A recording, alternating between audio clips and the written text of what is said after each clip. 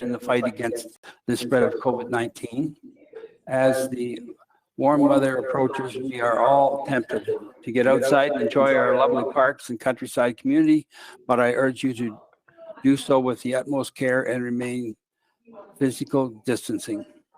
Let us take a moment again to be grateful for our health and be mindful of those fighting their way through the pandemic, and also be mindful that this is the Paramedic Appreciation Week. So we'll just take a moment to take that. Thanks.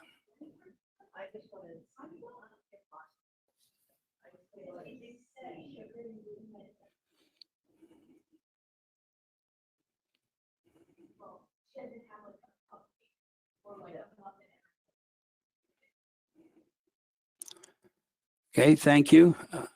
Now the land acknowledgement will be read by Councillor Fisher. Go ahead, Barry. Thank you, Mayor Armstrong. We are gathered here in Wilmont Township on the traditional territory of the Neutral, Anishinaabe, and Haudenosaunee and Mississauga peoples. We also want to acknowledge the importance of the Dish with One Spoon Covenant, a peace agreement made between Indigenous nations before the Europeans arrived. It characterizes our collective responsibility to each other and Mother Earth. We should take only what we need, leave enough for others, and keep the dish clean. By acknowledging the covenant of the First Nations, Métis, and Inuit peoples, we are reminded of our important connection to this land where we live, learn, and work together as a community.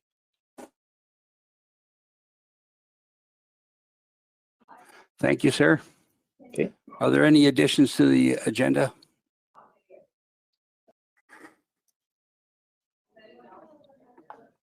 Seeing none, are there any disclosure of pecuniary interest under the Municipal Conflict of Interest Act?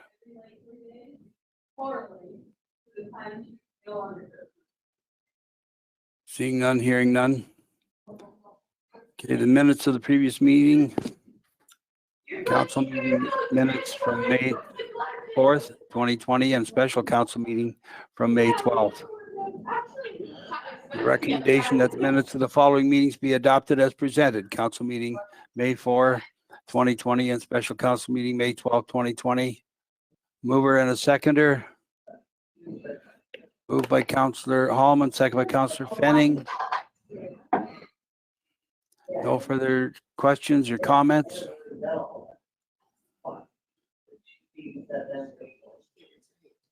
Cheryl, did you have any comments or questions or corrections? No, I'm fine. Thank you very much for asking. Oh, you're welcome. So, all in favor? It's a yay from me. Councillor Gordick as well? Yay. Yay. Thank you. That's passed.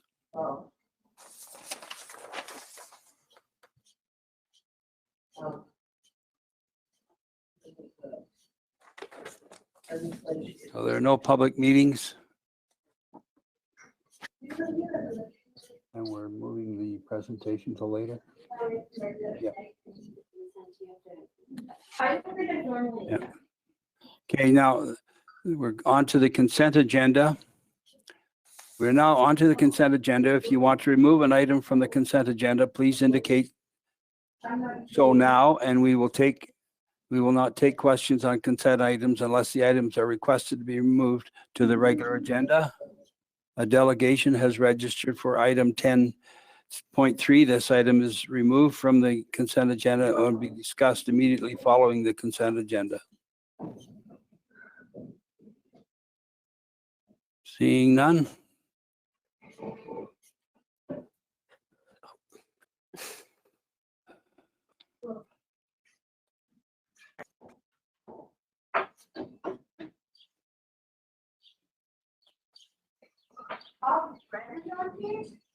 So the recommendation from the consent agenda is that report numbers COR 2020-16, DS 2020-07, FD 2020-02, and ILS 2020-13 be received for information purposes. Moved by Councillor Fisher, Councillor Fenning.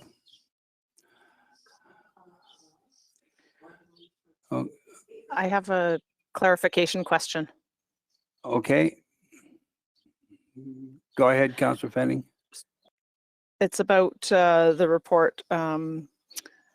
Sorry, my notes are on, I have to, Is that something under the consent agenda? it is, yes. Yeah, then we'll have to move that from the consent agenda to the regular agenda. Not when it's just a point of clarification, only if there's some debate required.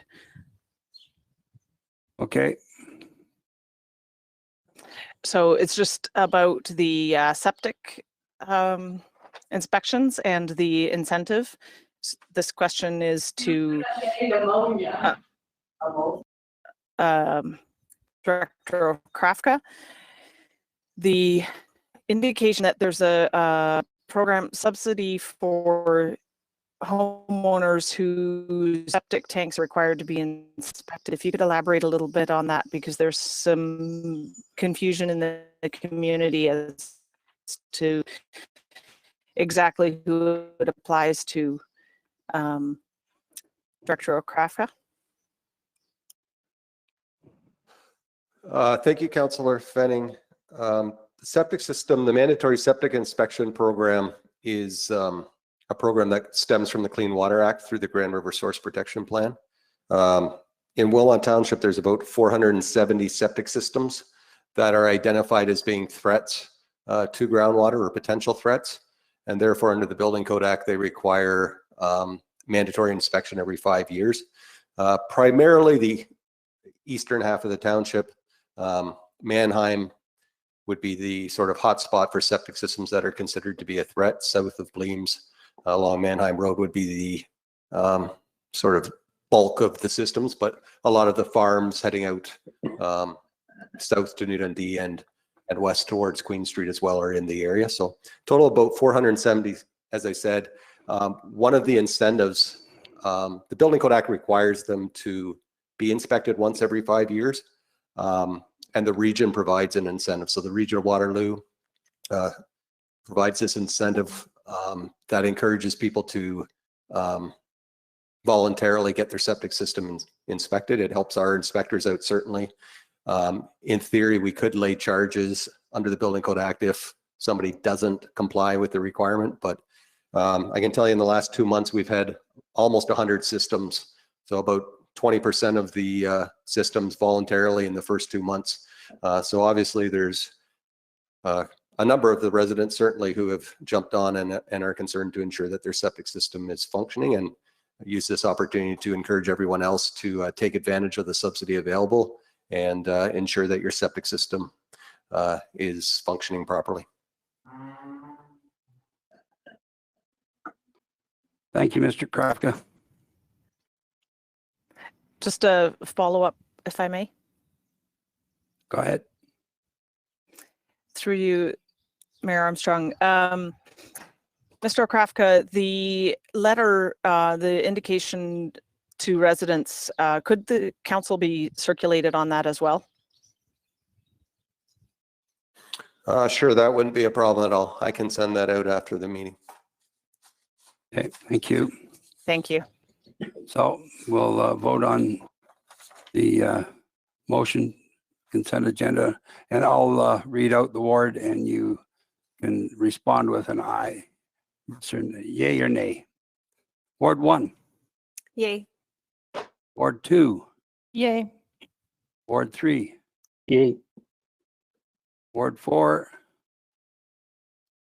Double yay. Yay. Sounds good. Perfect. That's passed. Thank you.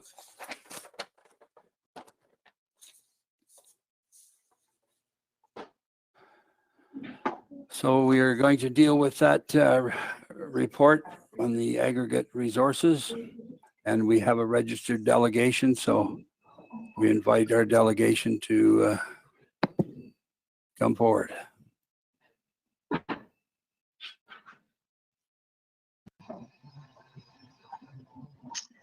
Can you hear me? Yep, we can hear you and we can see your screen. So Okay, so I'll pull up the I'll just slide. change to, sorry, I'll just change to sharing my screen and then Okay, so you don't want to, so I'll navigate you through the slideshow then? Yeah. Okay, perfect, thank you. Welcome, Okay. Samantha. Thank you.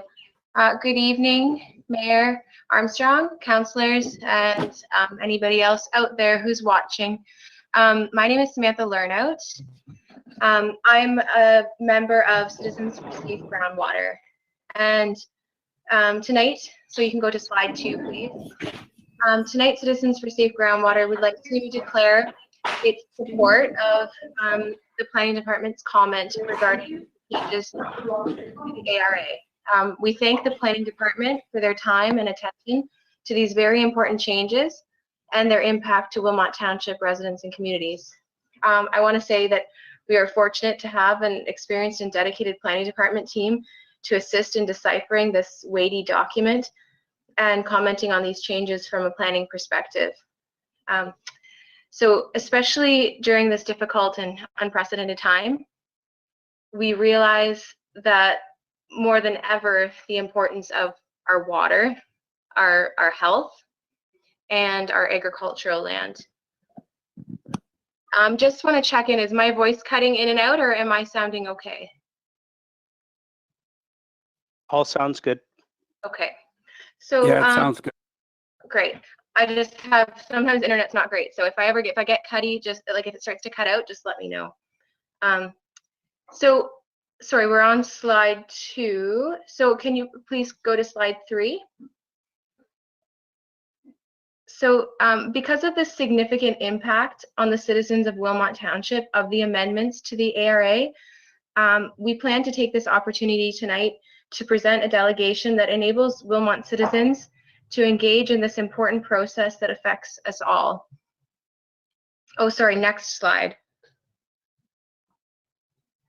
So why is aggregate licensing so important in Wilmot Township? Changes to policies surrounding aggregate resources must be considered with great care and attention as we reside in a township that is rich in both aggregate and sensitive groundwater recharge areas. And it's interesting that it just came up a little bit earlier in the meeting tonight. The septic inspection program is in response to the source water protection plan because we do have homes that exist in sensitive recharge areas. So please move to the next slide. So this sensitive recharge area is depicted in this map in blue. It's also known as the Waterloo Moraine. It's an important resource that's been recognized for a very long time. I recall my neighbor describing this to me years ago after he attended a meeting with the region of Waterloo that was held to inform the public about this important resource. He described it as a massive underground lake, and that stuck with me. Above this underground lake is the sensitive recharge area. This is where the surface water is filtered through the layers of soil, gravel, and sand to recharge the underground lake. So if you could please go to the next slide. Some of this sensitive recharge area has an additional protective layer as its home of municipal wellheads. These areas are called wellhead protection areas, and they have policies under the source protection plan to protect them from some activities that pose a risk to the groundwater below. These municipal wells provide a significant amount of water to the region and all of the water to Wilmot Township. So any residents that are on municipal water, their water comes from these wells. So next slide, please. So as you can see in this aggregate resourcing map, as nature would have it, these resources, groundwater and aggregate, overlap. The sand and gravel functions to effectively clean the water as it recharges back into the aquifers below. Furthermore, much of this sensitive recharge area containing aggregate in Wilmot Township is undeveloped and not licensed. Much of it is farmland. So to me, that says that this predicament of gravel over water is not going away. How we plan to balance our need for water and the desire for aggregate close to market over these valuable recharge areas for past and future aggregate applications is vital, as it impacts the region and our communities. So if you could please go to the next slide. It's worth mentioning that not only groundwater, but also prime farmland and our vibrant, healthy communities are all valuable components of our township that have the potential to be impacted negatively by industrial aggregate activity. We Citizens for Safe Groundwater feel it's essential that all stakeholders, citizens, developers, and decision makers have a clear understanding and appreciation of the issues at hand. We also believe that the township policy and regional policy must clearly define and manage these issues. So to get into the nuts and bolts of the ARA changes, if you can go to the next slide, please. I just would like to discuss vertical zoning. So vertical zoning, what is vertical zoning? It is commonly understood that municipalities zone land horizontally. This is a common understanding. But what is in question here is who has the control to zone vertically, so into the ground or above the ground. This is a very important consideration, as the depth of extraction has a significantly different risk and different considerations must be made. In fact, a whole different hydrogeological study, a water study, must be complete with the new aggregate application below the water table. I would argue that the local municipality has the best understanding of the risk and possible impacts of extraction on their water systems. They are equipped to decipher the hydrogeological report.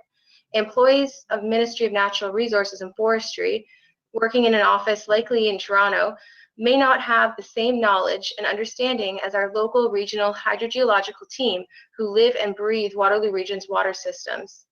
I would argue that our local experts should be the ones to decipher and comment on the risks involved because they have a vested interest in protecting our groundwater. If you could please go to the next slide. So the question is, why is this important now? With the recent provincial policy statement and consequently the ARA changes, once land is rezoned to aggregate extractive, there is a loss of municipal ability to protect our groundwater without a policy specifically written to protect it. It is then in the hands of the Ministry of Natural Resources and Forestry. Woolwich Township, just a little note that I think is interesting and I hope that people should know, is Woolwich Township has successfully ensured the protection, at least at this point in time, of the groundwater below Jiggs Hollow gravel pit with holding provisions. These provisions had the effect of vertical zoning rights for Woolwich Township when an LPAT hearing this April decided in favor of the township, despite the recent PPS changes. This is great news for water protection. But policy surrounding aggregate resources and sensitive water recharge areas is still unclear, and understandably so. The Source Protection Plan, in response to the Clean Water Act after Walkerton, only came into policy in 2016. It is still being worked into municipal policy. There are several policies in the region and consequently Wilmot Township's official plans that are deferred by the province. And if you could please go to the next slide. These policies must be clarified in order for Council to be fully informed of the potential impacts of their decision to rezone land in sensitive recharge areas to aggregate extractive land use. At least that's the opinion of Citizens for Safe Groundwater. Next slide, please. So the last new, the second term that we would like to discuss when it comes to policy and aggregate is cumulative impacts. So the cumulative impacts tie into our concerns with vertical zoning. But before we get into that, I'd like to explain what cumulative impacts are. So they can be defined as changes to the environment caused by the combined impact of past, present, and future human activities and natural processes. So when it comes to aggregate, it's the consideration of the congregate impacts of several gravel pits in a community instead of just the impacts of one pit in isolation. When a new application is being considered, the impacts of all past, present, and future pits must be considered. This ensures that we recognize call it the straw that may break the camel's back before it happens. another metaphor, one small scratch in isolation can heal, while several scratches next to one another can cause infection. So the next slide, please. So to consider the licensing of these aggregate extraction sites in Puslinch, as you see on the far right with all the water there, those are gravel pits that have all gone below the water table, all licensed beside each other. This is not unlike the licensing between Queen and Huron and Whitmer and Sandhills. So if you look at the map below, you see all of the orange is all licensed gravel pits. They're not below the water table at this point in time, but this is in the hands of MNRF. When the aggregate is needed, it will be their decision. While below the water table extraction in the township's pit may be argued to have a minimal risk in and of itself, all of these past, present, and future operating pits have a very different impact when considered cumulatively, if and when they do go below the water table. If you go to the next slide, please. So when these pits end their life, we may be looking at a scene like Puslinch without municipal or township control over vertical zoning. The risk this creates is a dead community. Well, one of these pits licensed to go below the water table could have been rehabilitated into a beautiful functioning waterfront subdivision. Now the land is useless and poses a huge risk to the groundwater below, among many other risks. I would like to do some more digging, but I have been told by some that there are concerns with the groundwater in this area of Puslinch. So slide 15, next slide, please.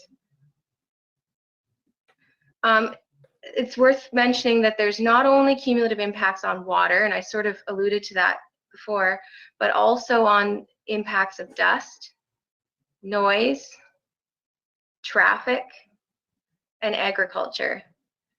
So fortunately, we do have a policy to address all of these cumulative impacts, and the region is currently exploring how this policy will be exercised. This is a relatively new concern, and again, like the Source Water Protection Plan, policy is playing catch up to new science and data. And unfortunately, most of the mistakes have already been made. But let's move forward with the science and data that we have now and learn from all of this and get policy up to speed. So the last slide, please. Wilmont region is our community for generations to come. We want to work with Wilmot Township to evolve and grow as a community of caring people working together to build upon a sure foundation. Thank you.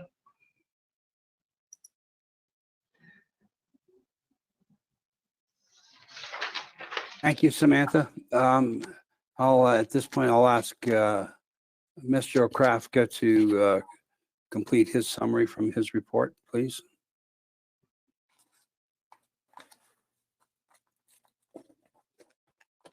Thank you, Mayor Armstrong.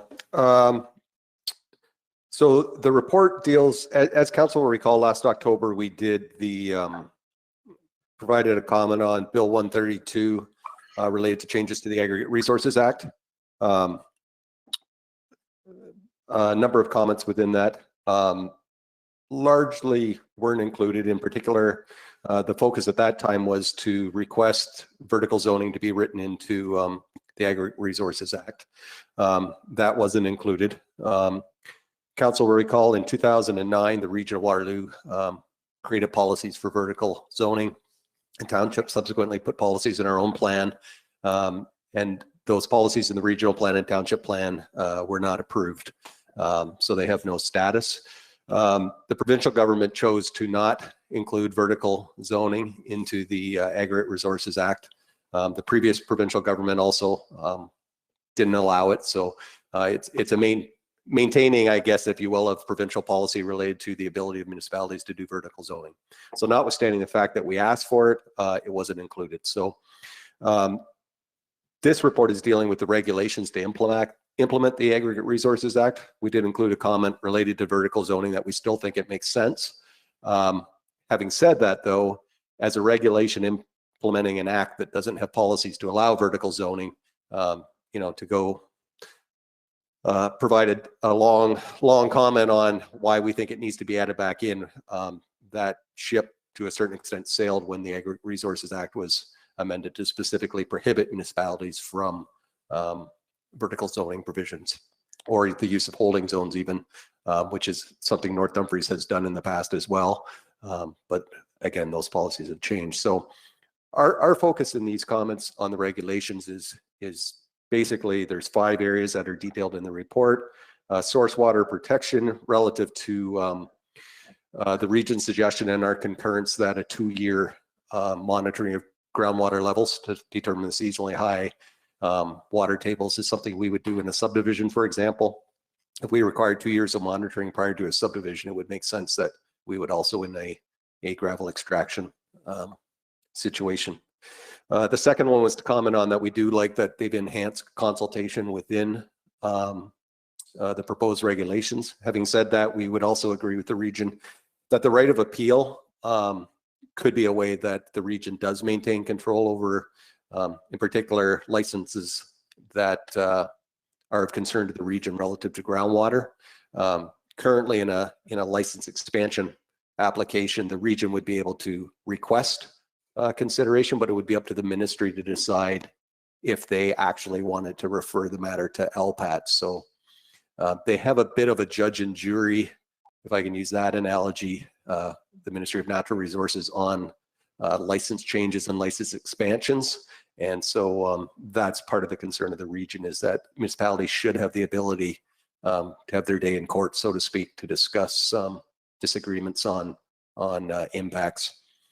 The compliance reporting, again, it's being enhanced. We like that. It ties to the pit rehab and enhanced reporting on that. That helps us out. We can do a better job of tracking where things should be and where they are.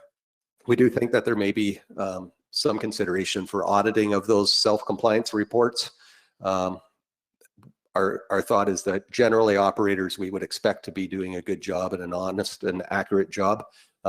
Knowing that they're subject to an audit may enhance that level of accuracy in the reporting. And we think that would be a benefit for the province to consider in its regulations. And then finally, with fees, it's a standard municipal comment that the impacts on our road networks, wear and tear, we feel that there should be perhaps an accounting to ensure that municipalities are getting their fair share of pit revenues for the long-term maintenance of roads. That would summarize my comments. I'd be happy to answer any questions that you might have. These comments have been submitted to the ministry through the ERO portal. They were submitted last Friday to ensure that we met the deadline. And yeah, I'd be happy to answer any questions you have. Thank you, Mr. Krafka. I appreciate that. And I think we're all in agreement that we wish we had a little more control over these things. But unfortunately, we're under the thumb. So anyone having any questions for Mr. Krafka or Ms. Rideout? Councillor Hallman? I thank you. Through the mayor to Mr. Krafka. Can you comment on the policy that Ms. Lernout had mentioned that is in Woolwich? Have you looked on that before? Yeah, it's similar to the policy, I believe. I don't have it in front of me, that North Dumfries has used in the past. Again, I'd have to look at the specifics of the hearing relative to the date the application was filed. It's possible that hearing was dealing with the policies on the date of the application. Again, there's some, I can check into that to get information on that, but generally the changes to the ARA specifically prohibit municipalities from vertical zoning or using holding provisions to affect vertical zoning is my understanding. Okay, thank you. Councillor Gordick, you had a question? I'm fine, thank you. Okay. Anyone else have a question or comment? Oh. Nothing further? Okay. Thank you. So the recommendation on this report is the recommendation that report DS 2020-09 be received for information. So I need a mover and a seconder. Moved by Councillor Fenning, seconded by Councillor Fisher. We'll go with Ward 1. Yay. Ward 2, Yay. Ward 3, Yay. Ward 4A,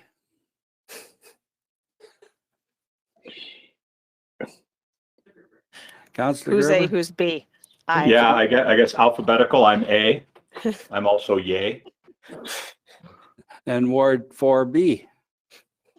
Yay. Cool. That is passed. Thank you all.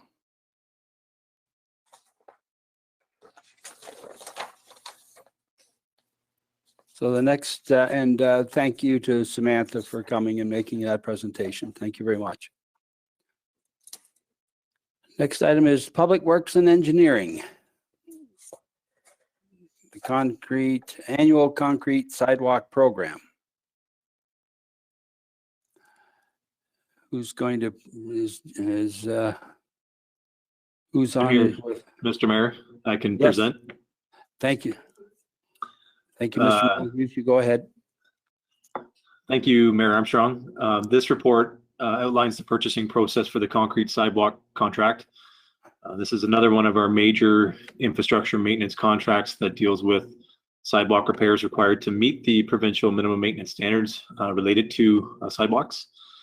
Council may recall earlier in the budget process for 2020 that there was an additional amount allocated to this program to consider connectivity and accessibility.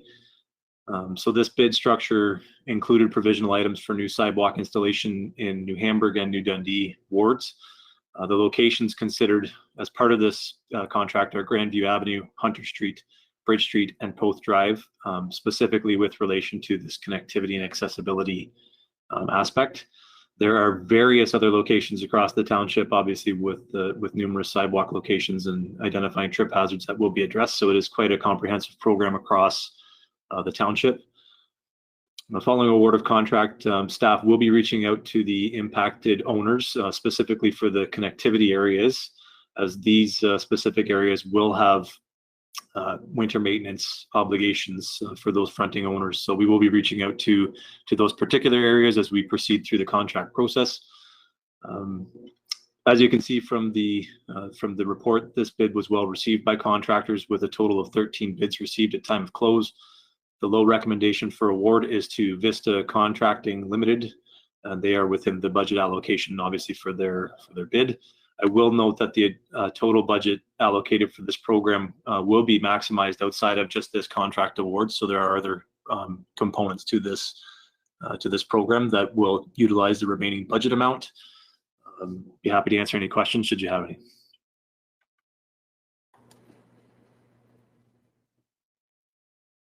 I can't hear. We'll start with Councillor Hallman. Oh, there we go. Sorry, I don't know what happened to my headset there. Thank you, through the mayor. I would do a cartwheel if it was appropriate right now, but it's not. I'm super excited about this. This is something that has been a passion piece for mine in my time on council, and I'm thrilled to see it. Mr. Mullenhughes, you briefly touched on the fact that we had 80K associated to sidewalk repairs, and we're using 73, I believe. Can you elaborate at all on, is it just going to be more accessibility issues like grinding down things that aren't safe and accessible that will be used for, or just elaborate further on that? Yes, through you, Mayor Armstrong. Just to be clear, this is a concrete contract. So this is the contract that specifically relates to concrete works.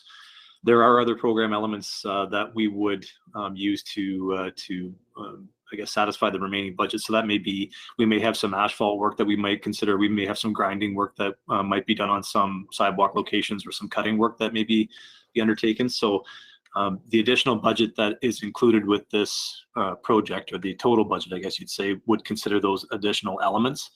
I will note that our budget for this year was $80,000. But we did have additional money carried forward from last year. So we do have a substantial amount remaining within our program that we are still using to, as I mentioned before, some of those other aspects of the program will be used to maximize our total budget amount.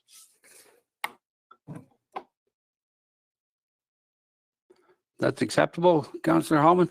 Absolutely. Perfect. Anyone else have any comments or questions of Mr. Mullenhughes? Seeing none. So the recommendation that RFT 2020-08 be awarded to Vista Contracting Limited of Cambridge, Ontario for the annual concrete sidewalk program as per their bid submission dated May 14, 2020, in the amount of $73,770 plus HST. And that will be moved by Councillor Hallman and Councillor Gerber. A rather enthusiastic Councillor Hallman. And we'll now go to a vote. Ward 1, Yay. Ward 2, Yay. Ward 3, Yay. 4A, Yay. Ward B. Yay. That is passed. Thank you. Next item is the award of a contract for a utility service vehicle. Mr. Molyneux. Thank you, Mayor Armstrong. This report outlines the purchasing process for the utilities heavy-duty service vehicle. This vehicle will replace the department's 2009 service vehicle. As council may recall, this unit was considered for replacement in 2019. However, the bid was not awarded due to some cost implications at the time of bid close. The bid was released again this year with the additional budget that was approved as part of the 2020 council process. Fairly straightforward report, but I'll just describe a bit about the bidding process for the request for proposal format that we have been utilizing for vehicles. So this is obviously a process that's different than the tender process in that we do receive bids with specifications, and we evaluate what the proposal that we received. We evaluated on certain specific areas, and some of them being obviously technical specifications, supplier performance, and timeline for delivery, so that we can look at a sort of a quality component rather than just a cost component alone. Once the technical scoring is received, then we look at the bid document for their cost proposal, which is a separate proposal. We look at that number second, and then we evaluate the total bid together to make a final recommendation. So as you can see from this report, there were 3 bids received at the time of close. The report and the recommendation before you for consideration is to award to Oxford Dodge Chrysler within the budget allocation for this year. It appears that the greatest impacts at this point are for timing of delivery. So we are hopeful to award this vehicle this evening so that we can get that process underway, as the vehicle that we will be replacing actually is in quite a condition that does need to be replaced. So we'd be happy to answer any questions should you have any. Comments or questions? Councillor Hallman? Through the mayor to Mr. Molyneux, I just had a question that came to me before the meeting about this. Can you just elaborate on how your department is continuing business as usual for most part during COVID-19, and how this vehicle will obviously serve your department during your ongoing maintenance of our community? Go ahead, Mr. Molyneux. Through you, Mayor Armstrong. Water and sanitary works are what this vehicle will be focused on, and the department that it will be utilized within. So I guess to explain our work in water and sanitary, we would consider that obviously very critical and essential to what our residents expect from their utilities department. So this vehicle actually helps us in our day-to-day activities.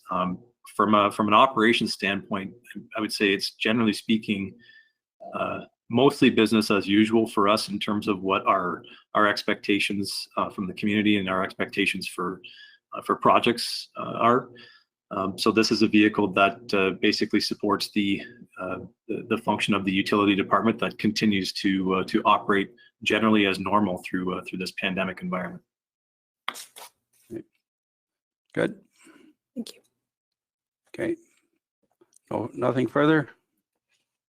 Okay, so the recommendation that RFP 2020-16 be awarded to Oxford Dodge Chrysler to supply and deliver 1 rural rear dual wheel truck cab and chassis with aluminum utility body as per their proposal dated April the 21st, 2020, in the amount of $83,255 plus HST.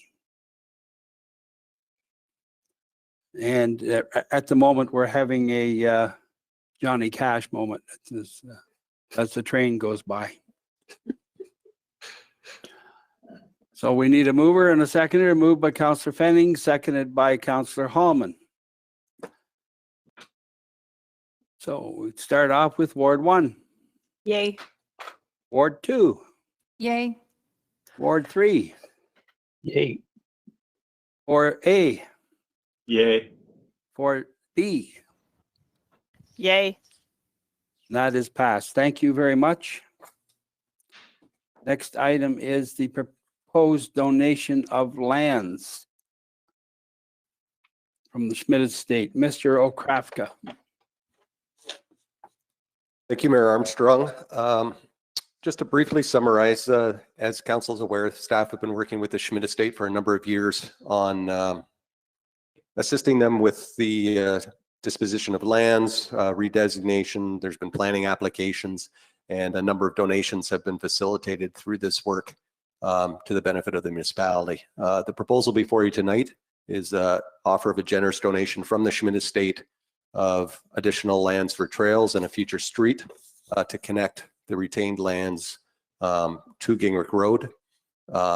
The benefit to the estate of conveying this land is certainly that it creates a approximately 19-acre piece of employment lands that they would be able to sell. We designated these lands for employment purposes in the recent official plan update, and as part of their disposition activities, they are proposing to now dispose of that land. So by creating this parcel of land deeded to the township, it separates the parcel on title. Certainly it allows for us to expand the trail network that we've previously had generously donated by the estate, and from a staff perspective, we support this as a wonderful addition to our future trails network. Thank you very much. It's a great opportunity for some volunteer work for people to do some lovely things with that, those possibility of trails. So thank you very much to the Schmidt lands. Comments or questions? Councillor Fisher. Through you, Mayor Armstrong. 10 years ago, it would have been unimaginable to think where we are and this far ahead in the development of Wilmot trails. I think Harold and Edith Schmidt would be very pleased with the donations and the progression of trails that they have contributed to. People really want trails, and I'm still amazed the sidewalk, the new sidewalk on Gingrich Road, used heavily all the time. People just want to walk, and it's exciting to see. It's also very exciting to have land available for future employment in Baden. And this donation will be well received by citizens, and it'll be one more piece of the trails that will connect Baden, New Hamburg, and beyond. So I'm very excited about it. Right you are, sir. Right you are. Okay, anyone else have any? Councillor Fenning. I mean, this has to do with trails. Obviously, I have something I want to say. Okay. For me, I'm excited that this is a particular piece that will connect parts of the trail. My vision is someday to have a active transportation route that spans the entire township, and this is a really key piece to connecting the pieces we already have. So I'm really excited to see this. Yes. During these bad times, we have exciting times too. So that's good to see. Nothing further. And I'll read the recommendation. That report DS 2020-08 be received for information, and that council accept the generous donation of lands from the Schmidt Estate, with the costs of preparing and registering the deeds being borne by the proponents, including any legal costs incurred by the township in reviewing same. So that's moved by Councillor Fisher and Councillor Fenning. Apparently the two obvious. Now we shall go through Ward 1, Yay. Ward 2, Yay. Ward 3. You were Yay. silent on that, Mr. Fisher. You can try that again, please, Mr. Fisher. Was I? Okay. Okay, yay. 4A, Yes. Ward B, Yes. Yay. that's it. We got to shift these things up. That is carried. Thank you. It's good to be able to have a chuckle or two.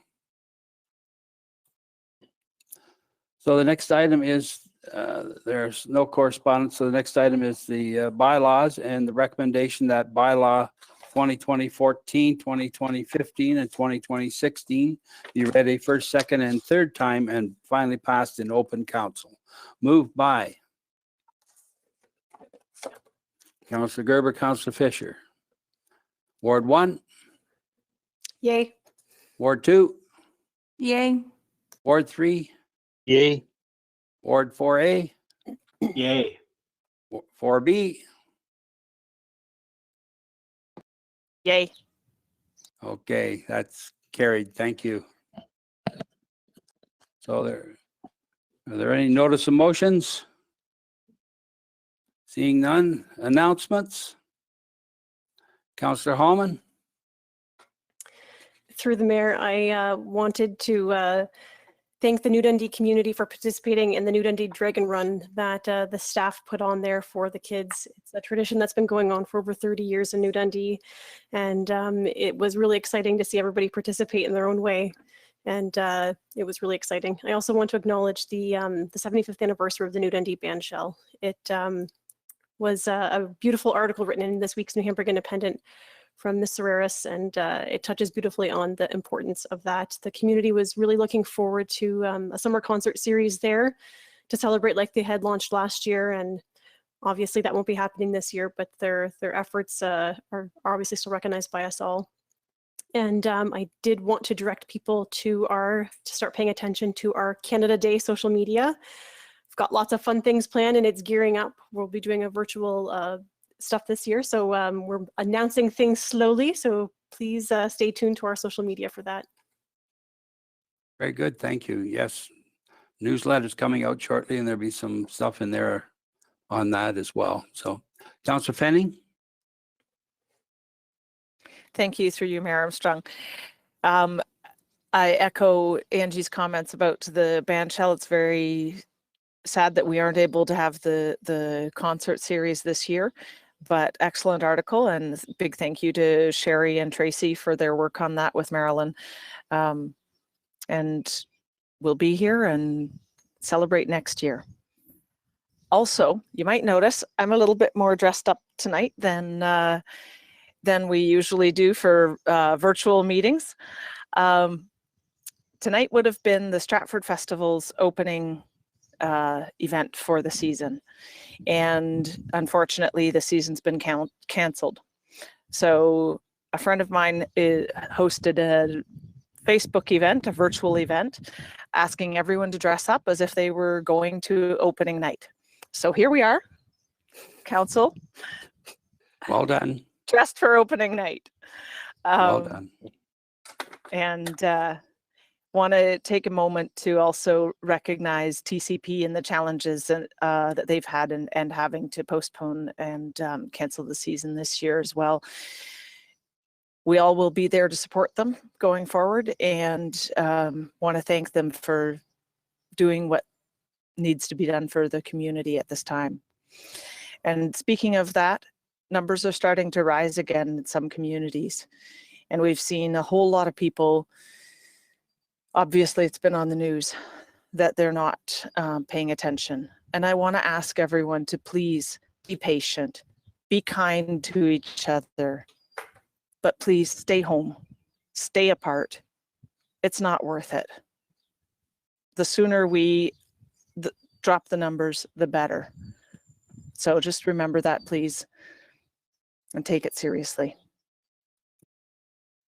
Yes, thank you very much. That is something that really needs to be expressed, because it is, we've been very fortunate here in this community, and I know I've seen some activities which I was disappointed in, but for the most part, I mean, the community has done a great job, and they will, I know, continue to do so. And it's going to be a hard-fought fight. And you're right, there's a lot of activities that are being canceled this year, and it's putting a very hard, putting them in a very difficult position to try and keep the spirits up for these people. And we want to do that because we know they do good work, and we don't want to disappoint them and have them not want to continue next year. So let's hope so. The other thing I wanted to mention is the dog park survey on the system is going well. Prior to the meeting tonight, we were at 75, and I was just informed that we're at over 100 people participating. So we're getting a lot of information for us to make the right decision. So let's hope we can do that post haste and get the puppies out running loose. So, and not here in our backyard at the township, because unfortunately that's been going on too. So unfortunately, people don't know where dog parks are, so they just find one themselves. So I have a anyway, comment. you may comment. Thank you. Sorry, guys, just because you can't see me. First of all, You're probably all dressed up for the theater. I right? was. I have my pearls on and everything. My goodness.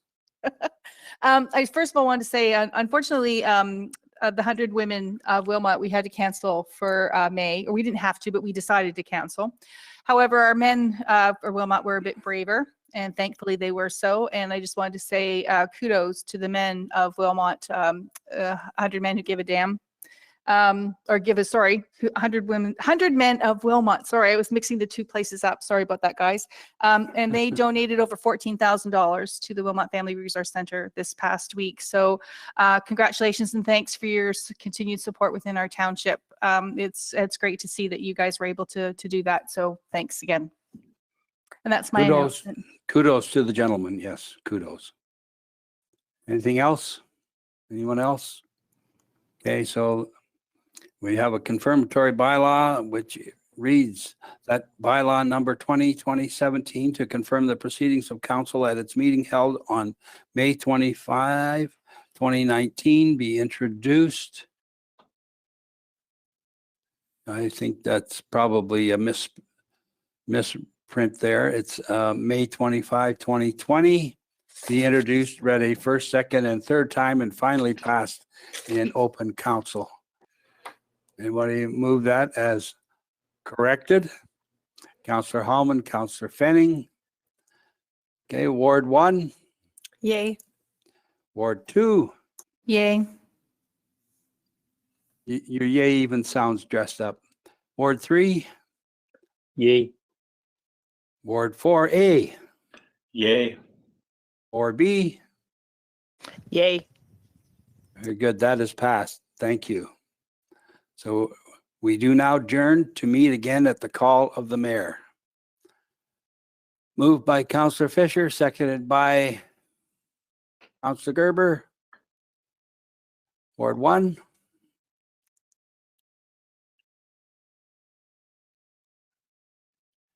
I don't know, did I hit something? Hello? Can you hear Yes. me? Yay. Ward 2.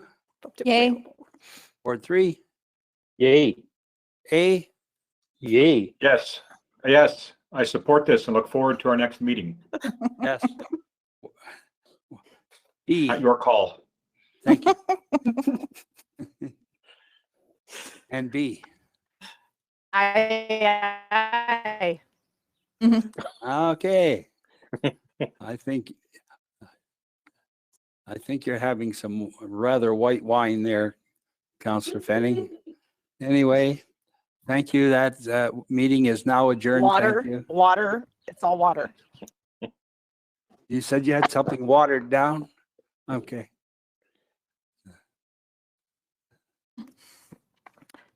Good night, everybody. Good night, everyone.